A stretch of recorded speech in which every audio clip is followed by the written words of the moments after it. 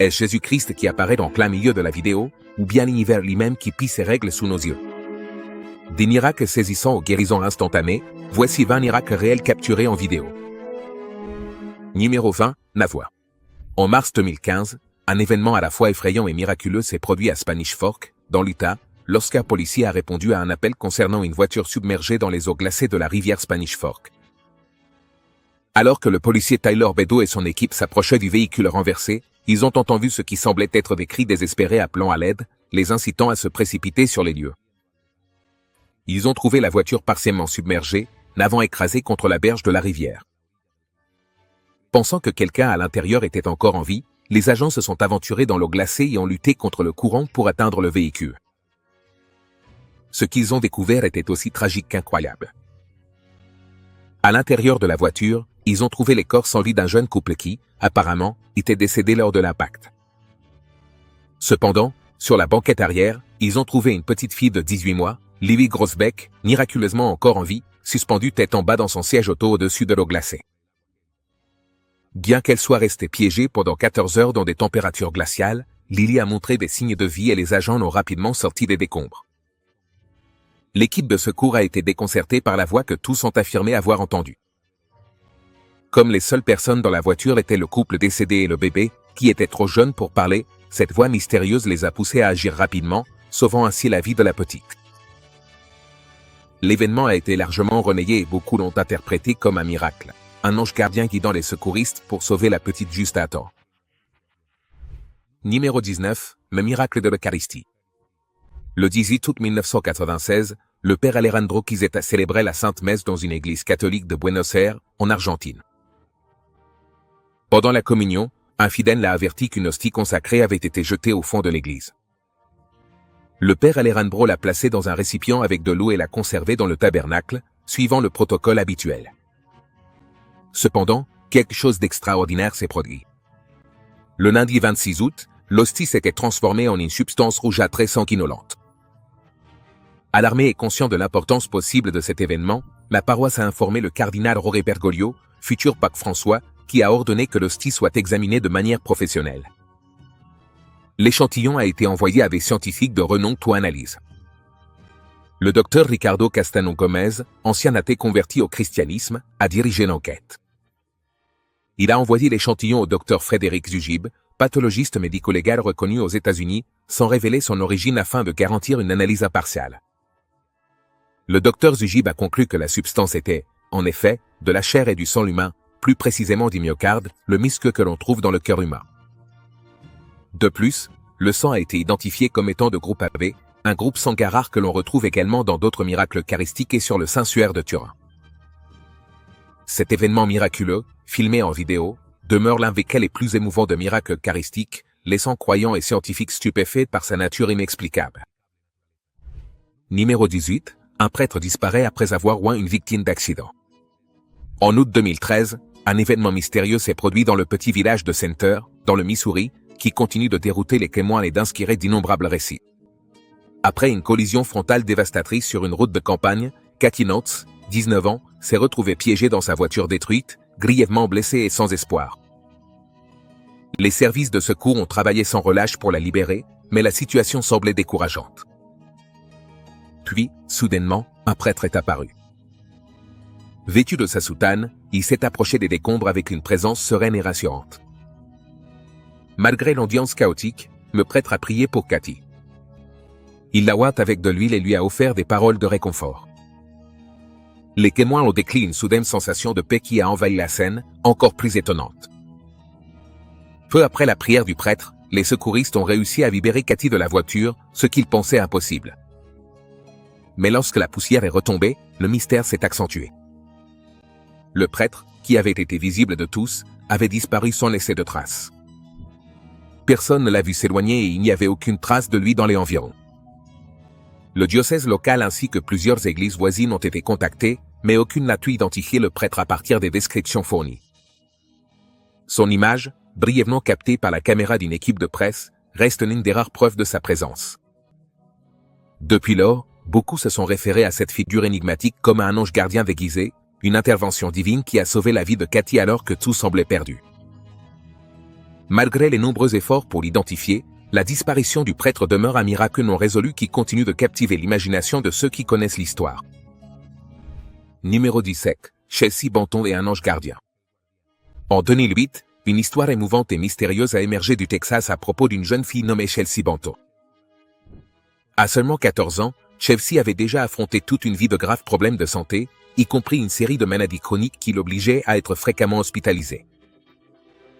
Son état fragile s'est aggravé et, en novembre de cette année-là, Chelsea luttait contre une grave pneumonie. Après des semaines passées à l'hôpital sans aucune amélioration, les médecins ont préparé sa famille au pire. Alors que Chelsea était maintenue en vie par un appareil, sa mère, Cola Banton, a été contrainte de prendre une décision douloureuse. Ils prévoyaient de débrancher leur fille du support vital et de la laisser mourir en paix.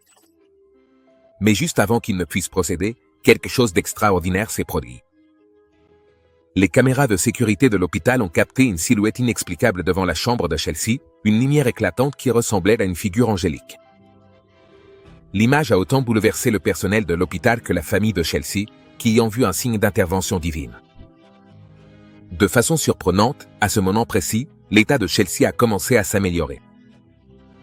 Ses signes vitaux se sont stabilisés et, contre toute attente, elle s'est rétablie miraculeusement, quittant finalement l'hôpital quelques semaines plus tard.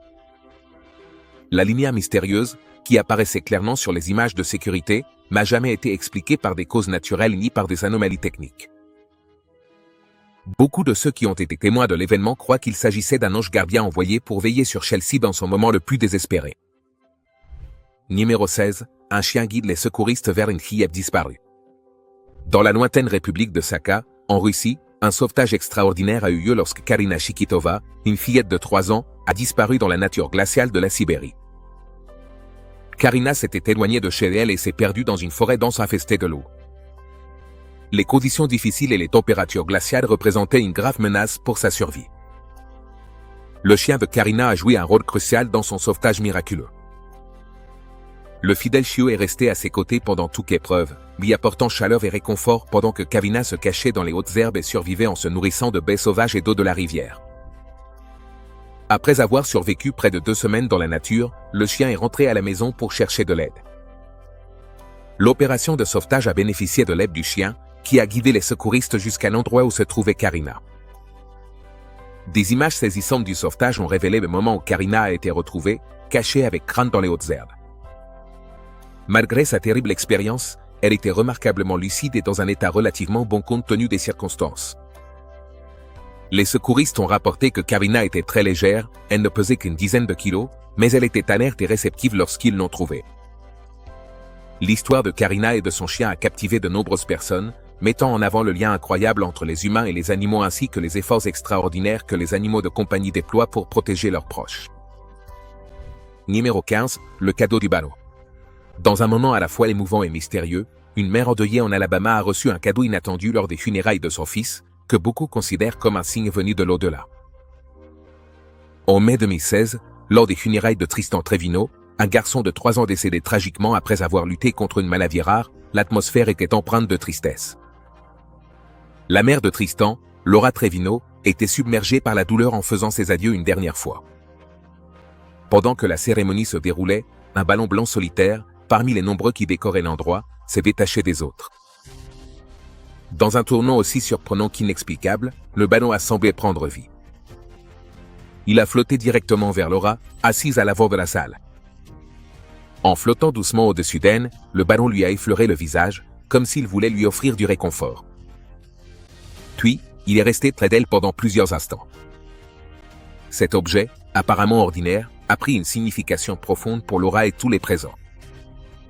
Le mouvement du ballon semblait délibéré, presque guidé par une main invisible, et de nombreux témoins ont ressenti que c'était un message de Tristan, sa façon de dire à sa mère qu'il était toujours avec elle, veillant sur elle d'en haut. L'événement a été filmé et les images sont rapidement devenues virales, touchant des milliers de personnes à travers le monde. Laura a ensuite décrit ce moment comme profondément réconfortant, un signe que son fils était en paix et qu'elle n'était pas seule dans sa douleur. Numéro 14. La mosquée qui a survécu au tsunami. En décembre 2004, le tsunami de l'océan Indien a frappé avec une force catastrophique les régions côtières de l'Asie du Sud-Est, y compris l'Indonésie.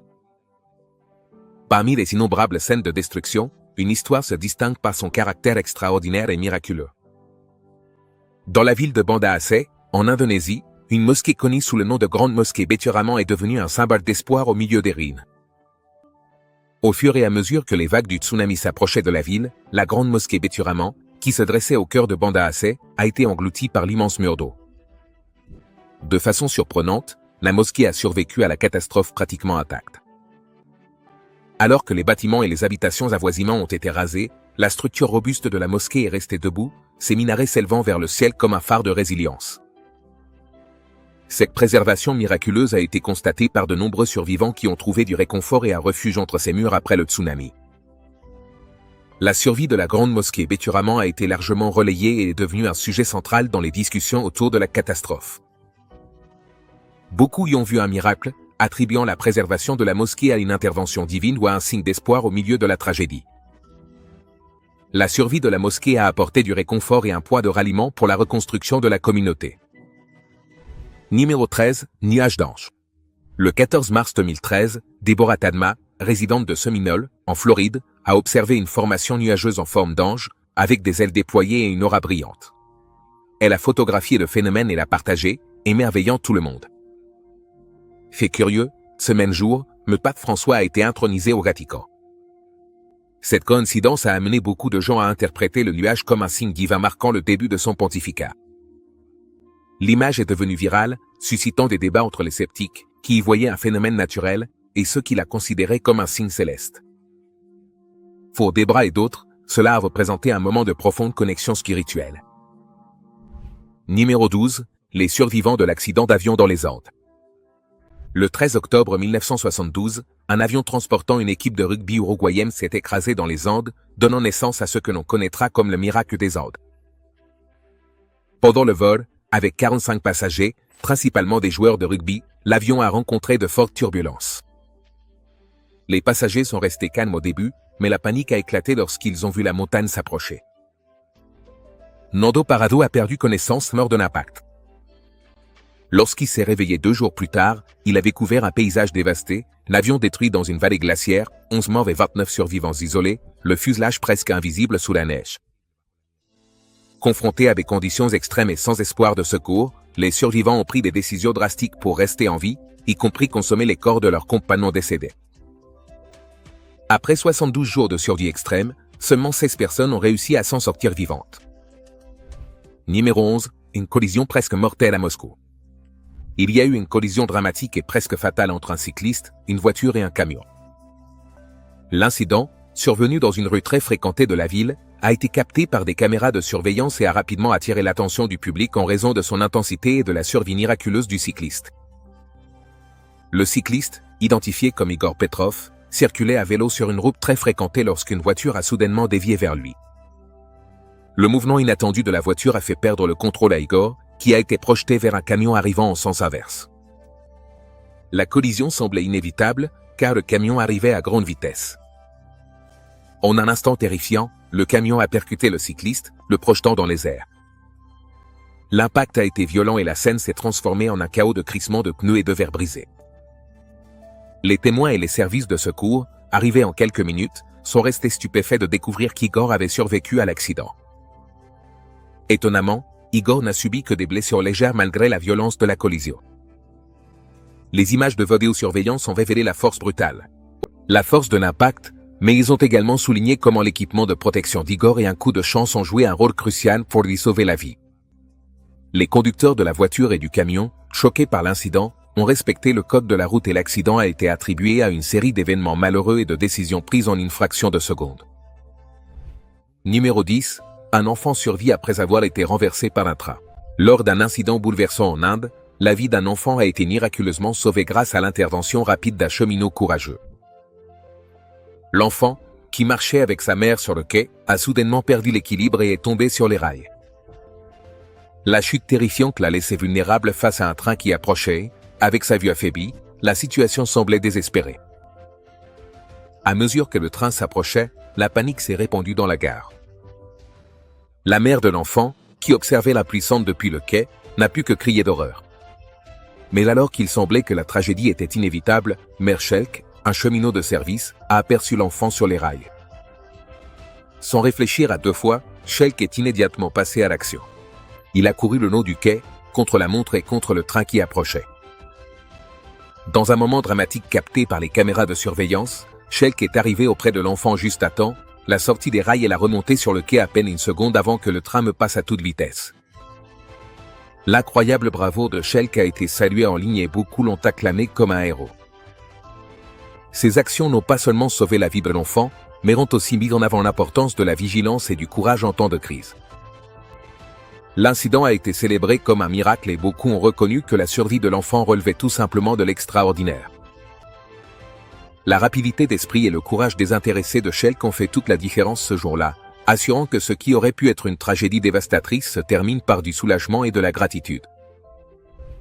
Numéro 9. Une statue pleure du sang. Dans la ville de San Nicolás, en Argentine, une statue de la Vierge Marie a suscité une grande intrigue et un vif débat en 2017 lorsqu'elle a semblé pleurer ce qui ressemblait à du sang. Le phénomène a été capturé avec un téléphone portable par un habitant local et les images sont rapidement devenues virales, attirant aussi bien des croyants dévots que des observateurs sceptiques sur les lieux. La statue, située dans une église locale, était depuis longtemps un symbole religieux vénéré. Cependant, lorsqu'on a vu verser un liquide rouge par les yeux, elle a attiré une attention considérable. L'image de la statue versant ce qui semblait être du sang était à la fois troublante et émouvante. De nombreux fidèles ont interprété l'événement comme un signe miraculeux ou un message divin, affluant en masse à l'église pour assister au phénomène et offrir des prières. En réponse, les autorités locales et les responsables ecclésiastiques ont d'abord adopté une attitude prudente, demandant une enquête approfondie afin de déterminer la nature du liquide. Tandis que certains chefs religieux ont accueilli l'événement comme un témoignage profond de foi, d'autres ont appelé à un examen scientifique afin d'écarter toute explication naturelle ou mécanique possible. L'incident est devenu un événement médiatique majeur, suscitant des débats et des discussions dans toute la communauté et au-delà. On a souligné l'impact puissant que de telles affirmations miraculeuses peuvent avoir sur les communautés spirituelles. Numéro 8. Miracle dans les eaux de l'inondation. Dans un tournant surprenant des événements, une femme de 64 ans originaire de Colima a réussi à s'échapper miraculeusement après avoir été emportée par la crue de la rivière Chalaga. La rivière, qui avait gonflé de façon spectaculaire à cause des fortes pluies récentes, a emporté Chiamalayama, de Kiyakikulakata, sur près de 10 km en aval. L'incident a commencé lorsque Chiamalayama, qui lavait du linge sur la berge près de chez elle, a glissé dans les eaux tumultueuses. Le fort courant de la rivière et son incapacité à nager l'ont placée dans une situation extrêmement dangereuse. Alors qu'elle luttait pour rester à la surface, elle s'est accrochée aux lianes de la rive dans une tentative désespérée de ne pas couler. Malgré les conditions dangereuses, Chiamalayama a réussi à flotter sur le dos, passant devant plusieurs points de repère, comme les ponts de Chetiarajikab, Yanakadavu et Kunutur. De façon surprenante, elle a été aperçue par des habitants du coin qui ont entendu ses cris à l'aide. Bien que certains spectateurs sur le pont de Kunutur aient filmé la scène dramatique, ils ont d'abord craint qu'elle ne survive pas, car les images la montraient emportée par le puissant courant. Dans un retournement de situation inattendu, les cris de Chiamalayama sont parvenus aux oreilles des sauveteurs, qui ont réussi à la sortir de la rivière. Sa survie a été considérée comme un miracle, captivant l'imagination de beaucoup et démontrant le caractère extraordinaire de son échappée à ce qui semblait être un danger imminent. Numéro 7. David Fredrickson et les survivants de l'accident. Dans un tournant dramatique des événements au Mississippi, David Fredrickson s'est imposé comme un héros inattendu après un accident de voiture dévastateur. Par un après-midi tranquille, Fredrickson, un habitant de la région, a été témoin d'un grave accident sur une route rurale. Une collision impliquant plusieurs véhicules a laissé plusieurs personnes blessées et piégées, créant une scène chaotique et urgente. Sans hésiter, Fredrickson est passé à l'action. Malgré le danger et la gravité de la situation, il s'est frayé un chemin à travers les débris, portant secours aux blessés et leur apportant l'aide dont ils avaient tant besoin. Sa vivacité d'esprit et son courage ont été évidents lorsqu'il a aidé à administrer les premiers secours aux survivants, offrant réconfort et soutien au milieu du chaos. Les actions de Fredrickson ont dépassé la simple assistance. Il a travaillé aux côtés des services d'urgence, dirigeant la circulation pour s'assurer que les ambulances puissent arriver rapidement sur les lieux. Son ingéniosité et son sang-froid sous pression ont joué un rôle crucial dans la gestion de la crise immédiate. En conséquence, il a été essentiel pour stabiliser la situation jusqu'à l'arrivée des secours professionnels. Après l'accident, les efforts de Frederickson ont été salués aussi bien par les survivants que par le personnel d'urgence. Numéro 6, le bébé miracle d'Haïti. Après le tremblement de terre catastrophique qui a frappé Haïti en janvier 2010, un sauvetage miraculeux a captivé l'attention du monde entier et a offert un rayon d'espoir au milieu de la dévastation. Alors que les secouristes fouillaient les décombres à Port-au-Prince, ils ont fait une découverte stupéfiante, un bébé vivant après 5 jours enseveli sous les gravats. La scène était à la fois bouleversante et inspirante. Les équipes de presse ont filmé le moment dramatique où les sauveteurs extrayaient prudemment le bébé des décombres. Contre toute attente, le bébé semblait être en excellent état, ne montrant aucun signe de déshydratation ni de blessure grave. Sa survie a été considérée comme un miracle, compte tenu des conditions extrêmes et du temps passé coincé. Les images du sauvetage se sont rapidement répandues dans les médias, émouvant le monde entier. Le bébé a immédiatement reçu des soins médicaux et a retrouvé sa famille, qui était submergée de soulagement et de gratitude. Numéro 5, survivre à la foudre. Dans une histoire miraculeuse remarquable, Roy Sullivan, ancien garde forestier américain, est devenu célèbre pour avoir survécu à cet impact de foudre, un record stupéfiant qui a fasciné des gens du monde entier. Né en 1912 dans le comté de Greene, en Virginie, l'incroyable série de coups de foudre de Sullivan a commencé en 1942 et s'est poursuivie pendant les décennies suivantes, faisant de lui une figure légendaire dans le domaine des histoires de survie hors du coma. La première fois que la foudre a frappé Sullivan, c'était en 1942, alors qu'il travaillait comme guetteur d'incendie. Pendant un orage, la foudre a frappé la tour où il se trouvait, lui causant des brûlures et de graves blessures. Malgré cette expérience terrifiante, Sullivan a continué à travailler pour être de nouveau frappé par la foudre en 1969 alors qu'il conduisait son camion. Cet incident lui a causé des blessures encore plus graves, notamment des brûlures au visage et à la poitrine.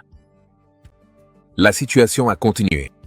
Sullivan a été frappé en 1970 alors qu'il conduisait son camion, en 1972 alors qu'il travaillait dans les champs, en 1973 alors qu'il travaillait dans un entrepôt et en 1976 pendant un orage alors qu'il conduisait. Chaque éclair lui a causé des blessures de gravité variable, mais il a miraculeusement survécu à tous.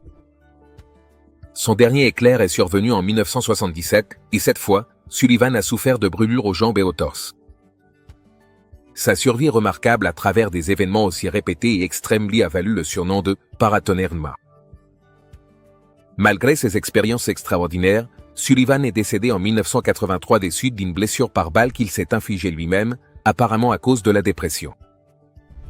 Numéro 4, guérison dans la grotte de Lourdes.